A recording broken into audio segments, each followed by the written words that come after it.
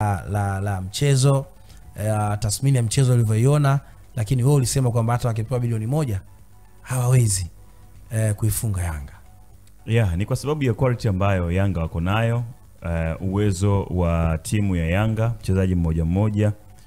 Vingine tu itakuwa ni kutokuheshimu timu na kuheshimu ubora wa mchezaji mmoja mmoja wa timu, na ukishindwa kumheshimu mpinzani wako manake utaadhibiwa vibaya mno. Ndicho kimetokea kwa Tabora, lakini mimi sasa kuamini sana maneno ya afisa habari kwa sababu yeye hachezi mpira, ni mhamasishaji. Anafanya kile kuhamasisha timu yake, kuhamasisha wachezaji wake, lakini wachezaji wanajua ubora wa timu ya Young Africa. Kwa hiyo maongezi ya Christina Mwagala it's obvious yatakuwa ni maongezi kwa sababu ya kuhamasisha, lakini kwenye uhalisia anajua kwamba Yanga wana timu ya aina gani.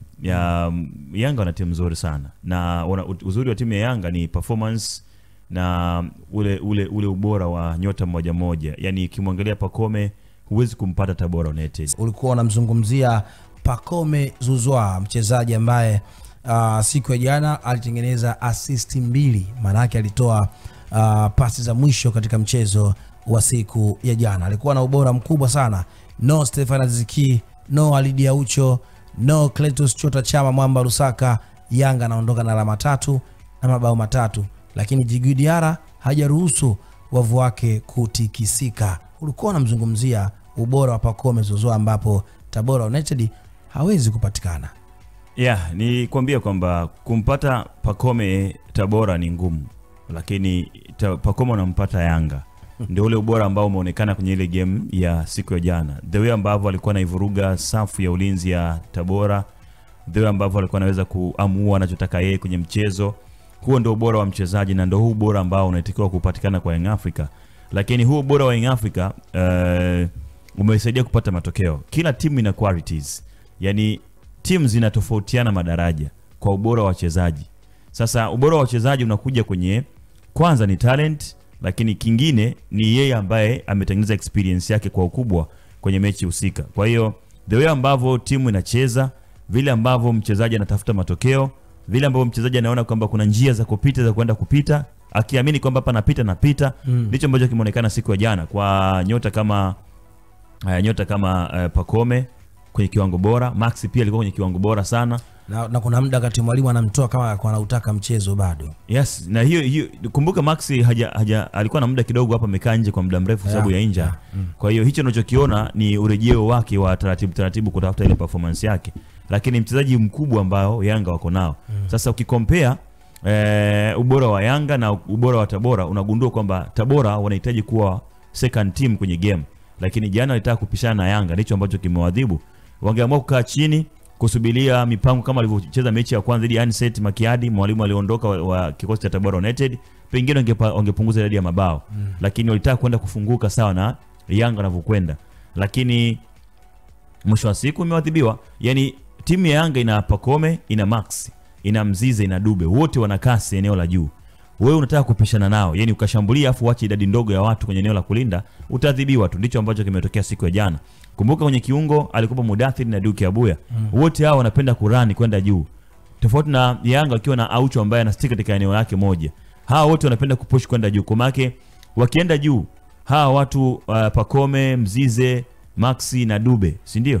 Wakiwa na push mashambulizi, Duke na Mudathir wanasogea tena juu kuongeza idadi ya namba kwa wachezaji.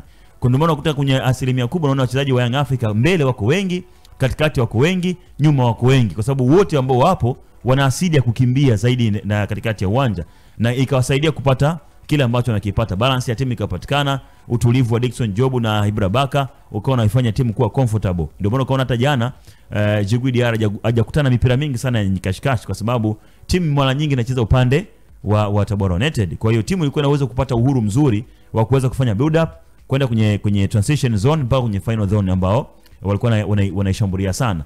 Kuna bao ambalo alinyimwa Mzize jana kwenye ile game. Kuna bao ambalo alinyimwa lile bao ambalo amenyimwa wazi kabisa lile bao. Kwa hiyo ni chuma. Saadi Mrope alituongopea pale, mwamuzi wakati alituongopea kwamba lile ni bao, sio bao, haikuwa offside.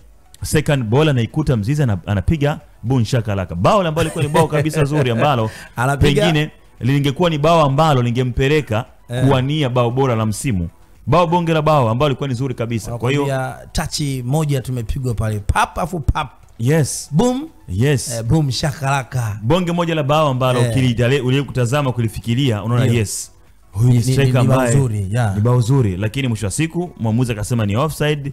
Mwamuzi wa pembeni akasema ni offside, Said Mrope akakubali akasema okay tuweke hapa. Yanga wakapata bao kupita kwa Prince Dube. Tunaona kuna muda muamuzi ni umbali, Mrope alikuwa mbali na tukio lenyewe husika. No, Mrope kwenye offside huwezi kumlaumu kwa sababu mwamuzi wa kati hawezi kuona offside. Ile mwamuzi wa kati anaweza kuona matukio either foul na makosa mengine ambayo yanafanyika. Mwamuzi wa pembeni msaidizi, kazi yake ya kwanza kabisa ni kumsaidia mwamuzi wa kati. Na moja kati ya waamuzi ambao anapaswa kumsaidia ni offside au onside. Ndio. Yaani mwamuzi wa pembeni jukumu lake la kwanza ni kumsaidia. Ndio maana inaitwa waamuzi wasaidizi. Si ndio? Assistant referee, si ndio? Ambaye yeye anapatikiwa kuwa huku awe huku. Ndio maana wako wawili, goli la huku na goli la huku. Ni kumsaidia mwamuzi wakati kwamba hii ni offside au sio offside. Ndio maana mwamuzi wakati akiambiwa, akiona kibendera kimenyoshwa juu, si ndio? Kama ni issue ya offside, lazima amsikilize mwamuzi wa pembeni kwa sababu yeye ana uhakika kile ambacho kimeonekana kinaweza kuwa kiko sahihi kwenye kile ambacho amekifanya. Kwa hiyo Said Mrope sitamlaumu kwenye kile, lakini mwamuzi wa pembeni nitamlaumu zaidi kwa sababu yeye ndio mwenye jukumu la kugundua kwamba hii ni offside au sio offside. Lakini kwa uwezo wake amenipa mashaka kwamba kwa nini ameshindwa kungamua kwamba hii sio offside. Ambaye anaitwa Makame mdogo, jina lake anaitwa Makame mdogo, yani Makame mdogo kutokea Shinyanga. Mimi amenifedhesha kwenye mnyima bao Clement Mzize, bao ambalo pengine kwenye ile race ya kuwania kiatu bora cha ufungaji angekuwa pengine amfikia Jean Charles ambaye ana goli 12, si ndio? Lakini wamemnyima bao la wazi. Maana sasa hivi ana goli 11 sasa. Maana yake alikuwa na uwezo kuweza kusogea juu zaidi ya pale ambapo alikuwepo, lakini mwamuzi amemnyima bao. Na ilikuwa ni miongoni mwa mchezo ambao tulishuhudia kocha wa Tabora United alisema kwamba kwa the way amewasoma Yanga na atakwenda kuonesha mchezo mzuri zaidi. Kwa the way ulivyoona mwalimu wa Tabora approach aloingia nayo, uliona kuna utofauti wa Tabora ile ambayo ilikuwa inalewa na ule mwalimu ambao alifunga Dar es Salaam Young African katika mchezo awali? Kuna kitu alikiongeza?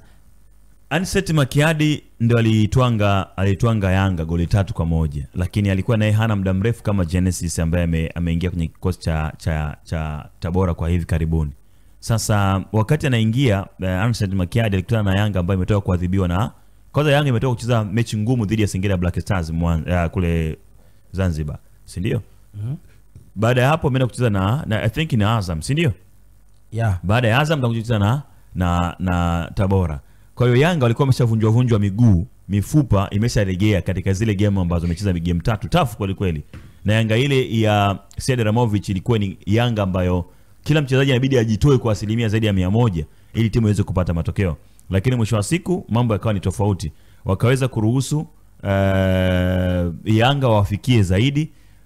Mwisho wa siku wamepokea kipigo cha bao 3. Kwa ule muda ambao yupo Genesis ambaye ni mwalimu wa sasa hivi wa Tabora, kwangu mimi sidhani kama ilikuwa inatosha yeye kusema kwamba anaweza kuwa tayari amestadi Yanga, ana wachezaji ameshawastadi vizuri, sijui ameshajua kwamba formation za Yanga ni zipi, sijui ameshajua kwamba wachezaji wake mmoja wana ubora gani. Kwa ule muda ambao yupo ungekuwa ni uongo, na kama angeshinda ingekuwa ni fruku mbele ya Yanga hii ambayo tayari imeanza kujitafuta. Kwa hiyo mimi binafsi nawapongeza Yanga kwa kupata matokeo mbele ya Tabora kwa sababu ni kitu ambacho kilikuwa kinahitajika, na maandalizi Yanga wameyafanya kupata matokeo kwa sababu kwenda kufanya kulipa kisasi na wamefanikiwa kupata kile ambacho wanakihitaji. Sawa.